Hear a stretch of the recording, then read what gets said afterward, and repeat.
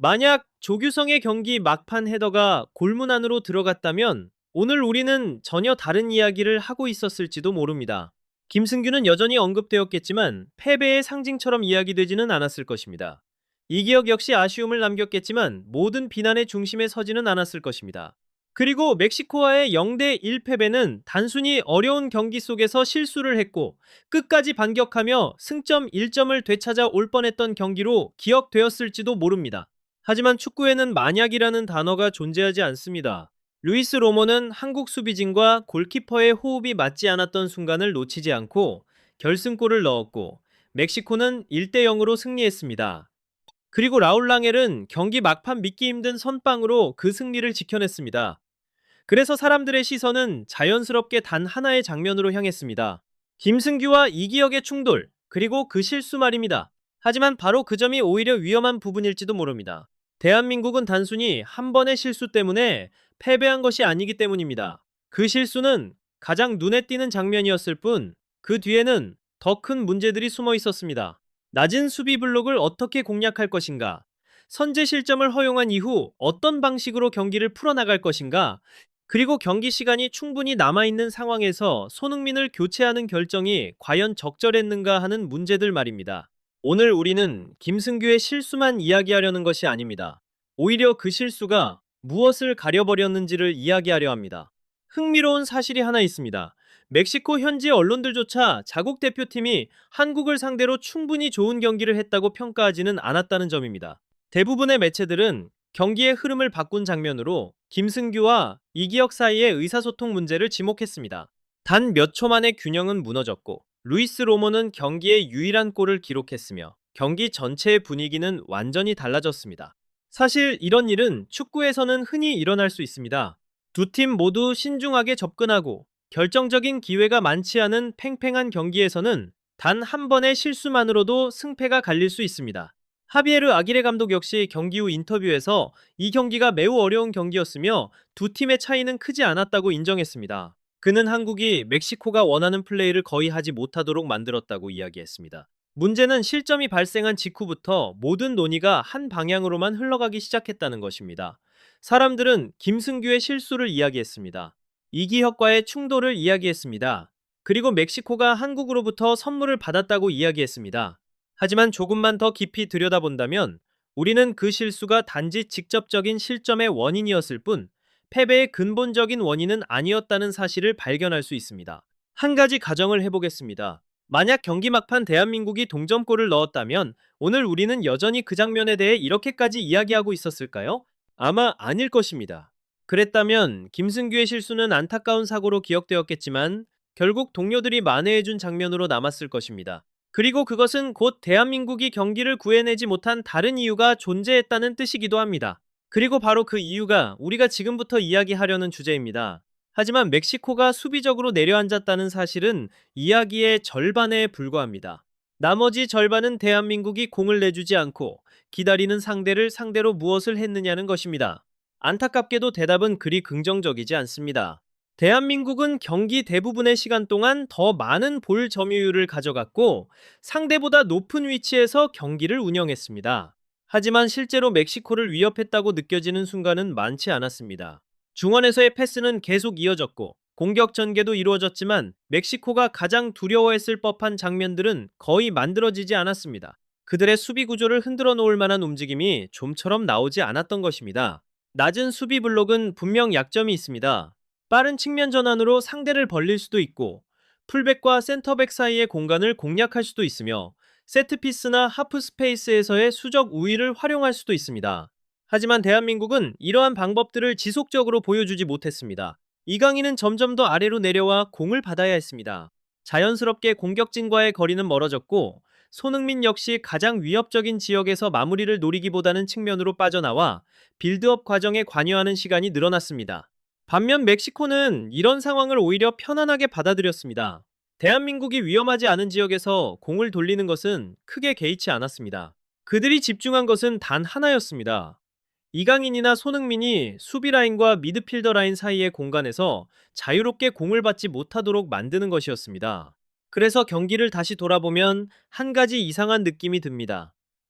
멕시코는 많은 기회를 만들어서 이긴 팀이 아니었습니다.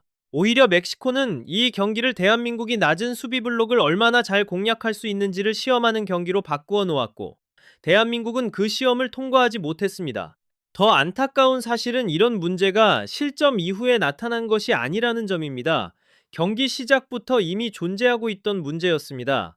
김승규의 실수는 단지 그 문제를 잠시 가려버렸을 뿐입니다. 그리고 이어서 나온 것이 아마도 이 경기에서 가장 논란이 될 만한 결정이었습니다. 57분. 대한민국은 0대1로 뒤지고 있었습니다. 멕시코는 이미 공격적인 운영을 포기하고 완전히 내려앉아 있었습니다. 이럴 때일수록 한 번의 플레이로 경기의 흐름을 바꿀 수 있는 선수를 남겨두는 것이 일반적입니다. 하지만 그라운드를 떠난 선수는 손흥민이었습니다. 물론 선수 교체에 대한 권한은 감독에게 있습니다. 선수의 몸 상태를 가장 잘 알고 있는 사람 역시 감독과 코칭 스태프일 것입니다. 만약 손흥민이 부상을 안고 있었다면 이야기는 달라질 수 있습니다. 하지만 적어도 경기에서 드러난 모습만 놓고 보면 손흥민이 더 이상 경기를 소화할 수 없다고 판단할 만한 장면은 보이지 않았습니다. 그리고 이 결정이 쉽게 납득되지 않는 이유는 당시 경기의 흐름 때문입니다. 멕시코는 더 이상 전방 압박을 하지 않았습니다. 높은 위치에서 공을 빼앗으려 하지도 않았습니다. 오직 라울 랑헬 앞의 공간을 지키는데 집중하고 있었습니다. 이런 상황에서는 좁은 공간에서도 상대를 흔들 수 있는 드리블 능력, 순간적인 침투, 예상하지 못한 패스 한 번이 경기를 바꾸는 열쇠가 됩니다. 손흥민은 바로 그런 유형의 선수입니다. 비록 이날 최고의 경기력을 보여준 것은 아니었지만 손흥민이 경기장 위에 있다는 사실만으로도 멕시코 수비진은 긴장을 늦출 수 없었습니다. 단 한 번의 뒷공간 침투, 단 한 번의 중거리 슈팅, 혹은 이강인과의 연계 플레이만으로도 상황은 달라질 수 있었기 때문입니다. 하지만 손흥민이 교체된 이후 많은 사람들이 우려했던 일이 실제로 일어나기 시작했습니다. 이강인은 더욱 고립되기 시작했습니다. 대한민국의 공격은 점점 더 직선적이 되었고 단조로워졌습니다.